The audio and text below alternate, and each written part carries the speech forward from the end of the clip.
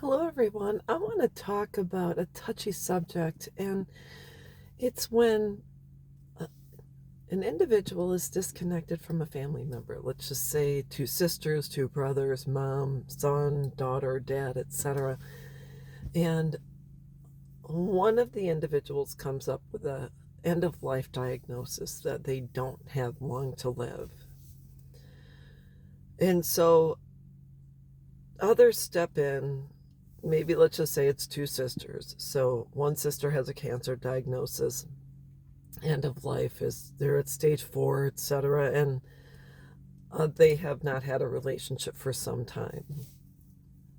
And so a lot of people will start reaching out to the sister who's not sick, and they'll say, oh, your sister's has cancer, and you might want to reach out, and this reconciliation, it's never too late, etc. And I want to first and foremost say you never know the true reason behind the disconnect about why the healthy sister has not chosen to reach out.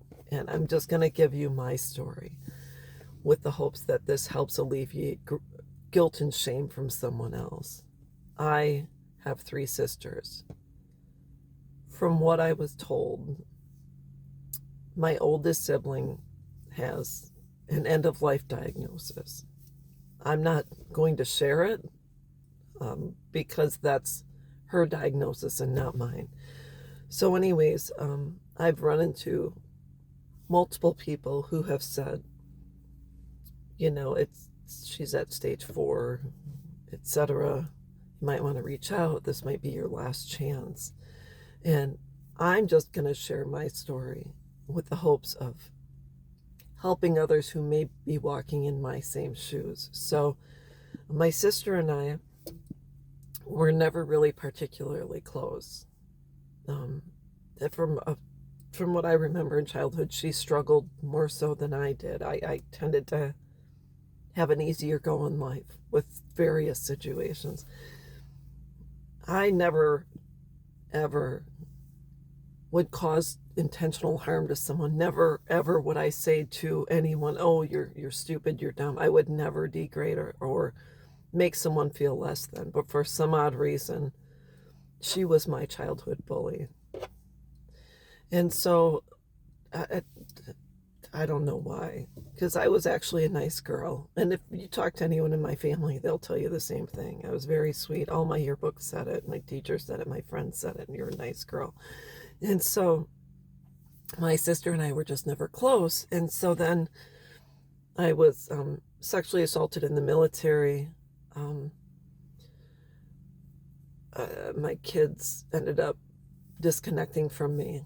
And so my sister ended up having a relationship, I don't know what type it was, with the person who assaulted me in the military, and then also has rubbed it in my face that my kids don't like me. So I saw her at a wedding about 5 years ago, and I gave her a hug, and I told her I loved her, and the reason I gave her a hug was to give her back what she had laid on me, which was just, I just wanted to give it back, the energy, give it back. And so we have not connected since. But she never really truly explained why she made her decisions, nor did she apologized. And so although I do not ever want to see anyone in pain, I really don't, no matter who it is, I have forgiven and let it go. And for some odd reason, everyone seems to continue to want to lay this on me, on my shoulders, that it's my responsibility to reach out, reconnect, and reestablish a relationship. And I would feel, if I received an end of life diagnosis, that it would be on me to finally say, I'm really sorry. I would like to sit down and apologize to you and explain things. I'm not going to tell other people what to do. But when you are the person who has wronged or harmed someone, it is on you to make things right. And not only that, even if someone is facing an end of life, situation, I could get I could lose my life in a car accident today. So just because someone has medical diagnosis doesn't mean they're going to go first. Any and one of us can go first. So anyways, I'm not cruel. I'm not mean. If this person reached out to me, I would have specific expectations and boundaries regarding meeting up, because I would only meet up with my husband. And I would say, in order for us to have a conversation or have a sit down, I would need to know why you talked with so and so, the man who assaulted me. I would need to know that why you chose to throw it in my face, my estrangement, and I would need you to bring my children and do whatever it takes to mend the disconnect between my children and I.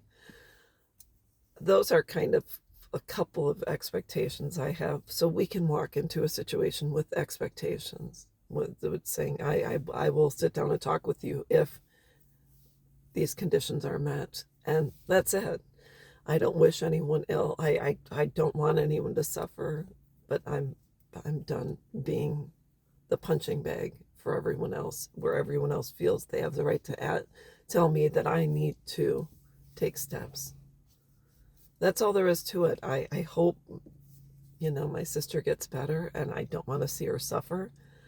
And that's just the way it is. So you have the right to set boundaries and expectations in order for you to move forward, in order for you to heal, in order for you to reconnect. That's all there is to it. So anyways, that's all I've got, and I'll be back.